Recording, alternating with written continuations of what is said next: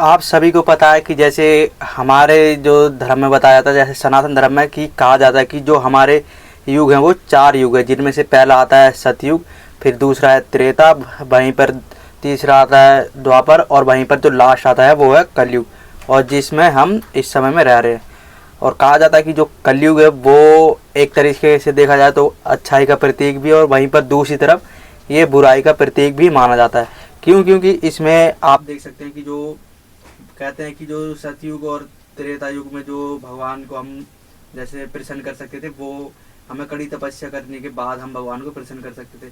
कहा जाता है कि जो रावण था उसने भी बहुत तपस्या करी थी, और वहीं पर दूसरी तरफ जो हम लोग होते थे, जो पहले जो साधारण मनुष्य होते थे, जो ऋषि मुनि होते थे, वो भी जब तपस्या करते थे, जो सालों साल तपस्या करते थे, उसके बाद जाकर ही वो भगवान की प्राप्ति कर पाते थे। हजारों साल और कई हजारों साल तक तपस्या करने के बाद ही हमें जाकर भगवान की प्राप्ति होती थी। और वहीं पर हम कलयुग में देखा जाए तो कहते हैं कि भगवान की प्राप्ति आप सिर्फ एक दिन भी अगर भगवान का अच्छे से नाम लेते हो तो आपको भगवान की प्राप्ति हो सकती है। क्यों? क्योंकि पहले के समय में आपने देखा होगा कि पहले के समय में कहा जाता है कि जो पहले जो व्यक्ति मनुष्य होते थे वो बहुत ज़्यादा समय तक जीते थे, और वहीं पर जो आज के समय का मनुष्य है, कहा जाता है कि इसकी सिर्फ आयु ही 100 वर्ष है।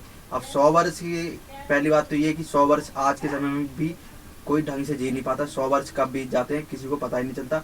और पहली बात तो अगर जो 100 वर्ष जो जीता है उसी के लिए है, जो कब बीतते हैं पता नहीं चलता। पहली बात तो जो आज के जो हमारी जनरेशन में उसका तो हमें पता ही नहीं चलता कि आने वाले समय में हम 100 वर्ष तक जिएंगे या नहीं।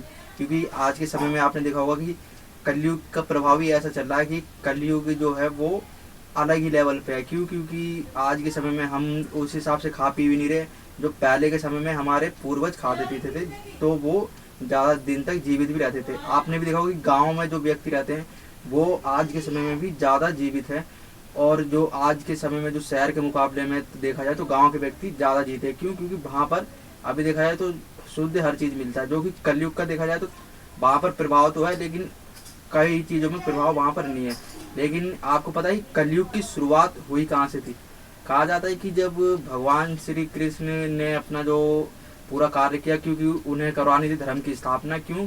क्योंकि जब कलयुग की शुरुआत होनी थी और वहीं पर जो द्वापर युग था उसे खत्म होना था, तो भगवान श्री कृष्ण को कलयुग की आने वाले कलयुग के लिए धर्म की स्थापना करनी थी। क्यों? क्योंकि अगर भगवान श्री कृष्ण धर्म की स्थापना नहीं करवाते तो जो आज के समय में जो कलयुग चल रहा वो अलग ही लेवल पे होता, वो और भी ज़्यादा गंदा हो सकता था। क्यों? क्योंकि हमारे जो कर्म है, जो हम जिस हिसाब से आज के समय में रह रहे हैं वो अलग ही लेवल पे है। क्योंकि आज के समय में आपने भी देखा होगा कि परिश्रम कोई करना नहीं चाहता, हर किसी को वो चीज़ें चाहिए जो उस चीज़ के लायक वो हो या ना हो, लेकिन उस व्यक्ति को वो चीज़ें चाहिए। लेकिन आपको पता है कलयुग की शुरुआत यहीं से हुई। क्यों? कि भगवान श्री कृष्ण ने अपने सारे काम किए, जो कि उन्होंने धर्म की स्थापना करवाई। वहीं पर कहा जाता है जो भगवान श्री कृष्ण की उम्र थी वो 135 या 36 साल के करीब थी जब उनकी मृत्यु हुई।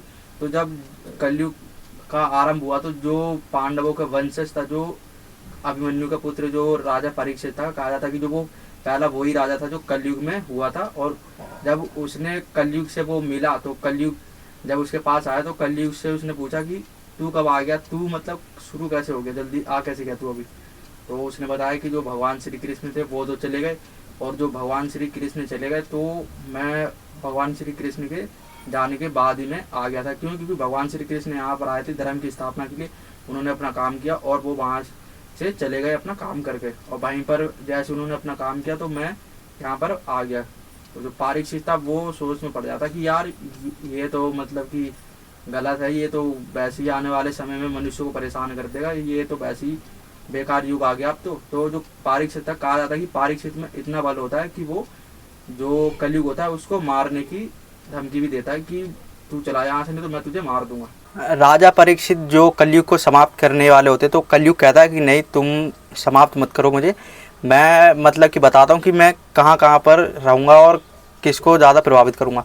तो राजा परीक्षित होते जो वो पूछते कि बता आप कहाँ पर रहेगा। तो जो कलयुग होता है वो बताता है कि जो पहला तो यही है कि मैं 5 जगह पर रहूँगा, जिसमें से पहला ये आता है जो मदिरा पान यानी कि जो शराब वगैरह दारू वगैरह पिएगा उनमें कलयुग के लक्षण दिखेंगे। दूसरा ये है कि जो पराई स्त्री पे नज़र रखता है उसमें भी मतलब कि आपने देखा होगा कि आज के समय में भी देखा जाए तो बहुत सारे पुरुष ऐसे होते हैं जो पराई स्त्री पर नज़र रखते हैं।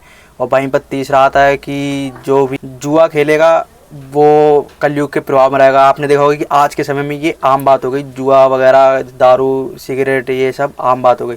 और वहीं पर जो चौथे नंबर पे आता है, जो व्यक्ति सोचता है कि मेरे पास धन आ जाए, मतलब कि हराम की कमाई हो गई एक तरीके से वो। और वहीं पर पांचवा जो होता है वो है बेशुद्ध भोजन, जो आज के समय में आपने देखा होगा कि शुद्ध तो कहीं पर मिलता ही नहीं है, वो सब का सब ऐसा ही हमें मिल रहा है जो हम खाने में यूज़ करते हैं। पहली बात तो आज के समय में देखा जाए तो कहीं पर भी शुद्ध भोजन तो मिलने से रहा, सब का सभी दूषित भोजन को ही प्रयोग में लाते हैं और उसी को ग्रहण करने। वहीं पर देखा जाए तो गांव में कहीं पर ऐसी जगह है जहां पर आज के समय में भी शुद्ध भोजन हमें देखने को मिलता है। तो गांव में कलयुग का प्रभाव तो है, लेकिन उस तरीके से अभी नहीं है। और वहीं पर आज के समय में देखा जाए तो कलयुग का सबसे बड़ा प्रभाव तो यही है कि हमारे जो जितने भी आज की जनरेशन है और जो हमारी जो पिछली जनरेशन है वो सभी के सभी धन कमाने में लगी पड़ी है। क्योंकि चाहे उसे कहीं से ही मिल जाए, लेकिन उसे धन मिल जाना चाहिए। और वहीं पर आज के समय में अगर देखा जाए तो जो गुजरात, जहाँ पर द्वारका भगवान श्री कृष्ण की नगरी थी, वहाँ पर कहा जाता है कि सोमनाथ मंदिर है ना, उससे 10 से 12 किलोमीटर दूर आगे जहाँ पर भगवान श्री कृष्ण ने कहा जाता कि उनको बाण लगा था पैर में, उस जगह पर आज भी वो पेड़ मौजूद है। और वहीं पर दूसरी तरफ देखा जाए तो उससे आगे एक नदी भी है 2-3 किलोमीटर पे, वो भी वहाँ पर है जहाँ भगवान श्री कृष्ण जाया करते थे। अब देखा जाए तो ये जो कलयुग में सबूत मिलते हैं कि हाँ आज के समय में भी भगवान है, तो देखा जाए जो व्यक्ति भी वहाँ पर घूमने जाता है वो तो आज के समय में बहुत ज़्यादा किस्मत वाला। और वहीं पर देखा जाए तो आज के समय में कलयुग में भगवान को पाने की मतलब कि कोई भी पा सकता है भगवान को, वो भी जल्द से जल्द। आपने देखा होगा कि प्रेमानंद जी महाराज भी कहते हैं कि जो कलयुग है वो बहुत अच्छा युग माना जाता है कि आप भक्ति के माध्यम से भगवान को जल्द से जल्द पा सकते हैं। क्योंकि जो पहले के समय में आपने देखा होगा कि जो कलयुग नहीं था, जब पहले भक्ति करते थे तो उन्हें हवन सामग्री वनों में जा के पूजा तपस्या करनी पड़ती थी, तब जाके भगवान की प्राप्ति होती थी। और वहीं आज के समय में देखा जाए तो कलयुग में आप सिर्फ नाम जप से ही अपना बेड़ा पार लगा सकते हो। और वहीं पर देखा जाए तो भगवान ने भी, जो नहीं पता कि व्यक्तियों की पहली बार 100 वर्ष की आयु है, उसमें वो करेगा क्या। 100 वर्ष की आयु में भी इतना व्यक्ति जीता नहीं है। भगवान को पता है कि कलयुग में ये सब होने वाला, तो वो नहीं पता है कि 100 वर्ष की आयु है और उसमें भी पता नहीं कोई इतना जी पाएगा या नहीं। उन्हें पेरेंट्स बनना है, फिर आगे चल के बच्चों को भी वो करनी है, हर चीज़ देखना पड़ता है। तो भगवान ने यही सोचा होगा कि कलयुग में मैं जल्द से जल्द उन्हें दर्शन दे दूँगा और उनका बेड़ा पार लगाऊंगा, इसलिए कलयुग को अच्छा युग भी माना जाता है।